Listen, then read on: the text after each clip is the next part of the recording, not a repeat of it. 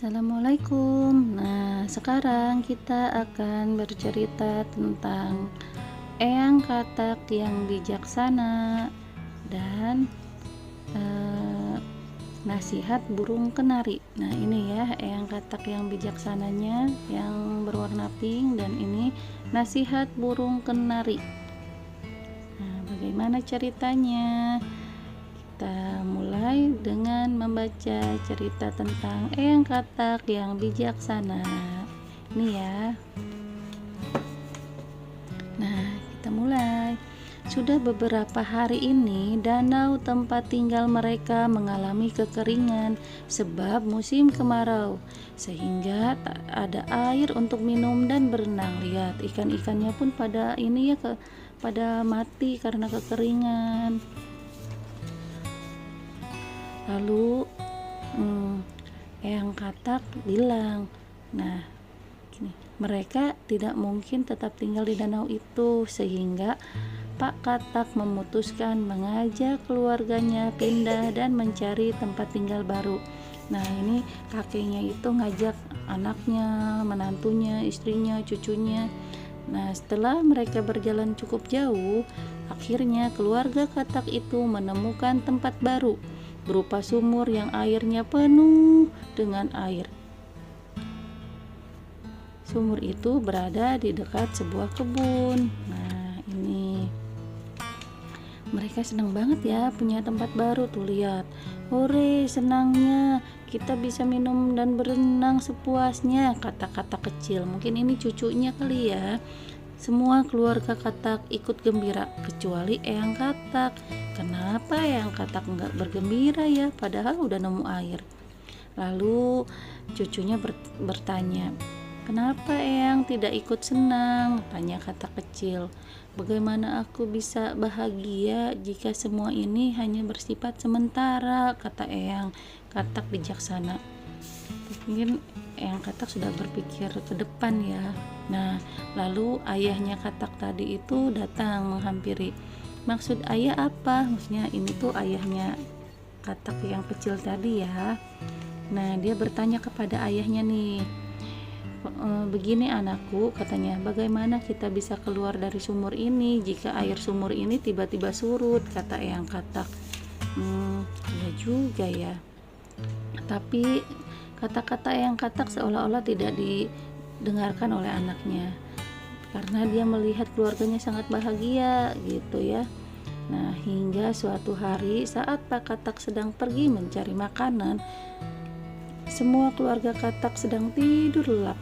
Mereka tidak sadar kalau ternyata air sumur semakin menyurut, semakin turun gitu ya. Beruntung Eyang Katak membangunkan mereka, jadi mereka bisa cepat-cepat naik sebelum itu air benar-benar surut. Ketika Pak Katak kembali dan mengetahui kejadian itu, ia sangat menyesal dan meminta maaf kepada Eyang Katak. Ingatlah nasihat orang tua dan berpikirlah jauh sebelum melangkah. Nah, begitu. Harusnya ini kita warnain ya, tapi karena hari ini mau baca cerita aja, nanti kapan-kapan kita warnainnya. Lanjut ke cerita kedua. Ini adalah cerita nasihat burung kenari. Nah, kita mulai ya. Yang itu lupa tadi, ini ya nasihat burung kenari. Kita mulai ya. Siang itu Bu Merpati sedang membaca buku, tapi sebenarnya matanya sudah lelah. Ari, si burung kenari yang memang rajin mengingatkan teman-temannya menghampiri.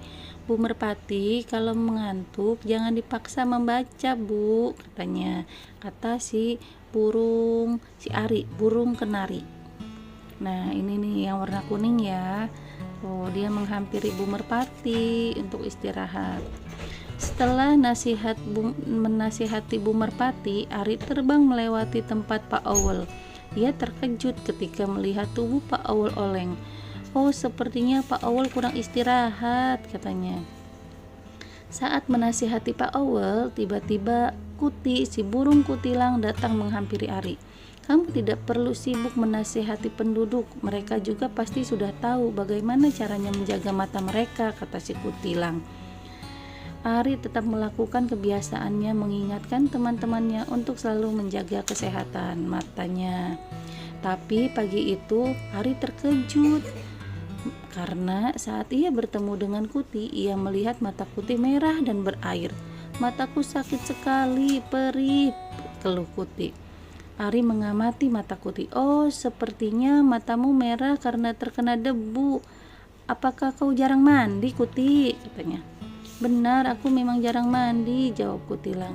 Kalau begitu, ayo kita ke dokter Bangau. Jangan menunda-nunda, segeralah diobati, katanya gitu. Tiba di tempat dokter Bangau, Kuti langsung disambut. Apa yang bisa saya bantu? Tanya dokter Bangau. Aku ingin memeriksa mataku, kata Kuti. Dokter Bangau baik ya. Matamu terlihat merah dan berdebu. Mungkin kamu kurang menjaga kebersihan. Kalau begitu, sini saya obatin. Setelah diperiksa, dokter Bangau memberikan obat tetes mata pada Kuti yang sakit. Setelah sampai di rumah, kau harus merawat matamu, pesan dokter Bangau. Baik dokter, jawab Kuti. Terima kasih dokter Bangau, kata Kuti sambil berpamitan. Hati-hati di jalan, pesan dokter Bangau. Dalam hati Kuti ingin segera bertemu dengan si burung kenari karena ingin mengucapkan terima kasih. Wah, yang ini udah diwarnain ya. Nah, baiklah. Nih, dari dua cerita di atas, apa yang bisa kalian tangkap ya? Semuanya pasti memberikan pelajaran yang berharga, seperti Eyang Katak yang bijaksana. Jadi kita harus mendengarkan nasihat orang tua, walaupun memang nasihatnya ada tidak selalu harus dibenarkan, tapi tidak ada salahnya untuk menghormati orang tua. Nah, ini untuk nasihat burung kenari. Kalau misalkan ada teman yang suka menasihati kita jangan marah, itu karena mereka peduli sama kita. Nah, seperti itu teman-teman. Jadi jangan sampai kita tidak tahu mengutamakan emosi dulu, jangan. Nah, demikian teman-teman ceritanya. Kita lanjut lagi nanti. Assalamualaikum.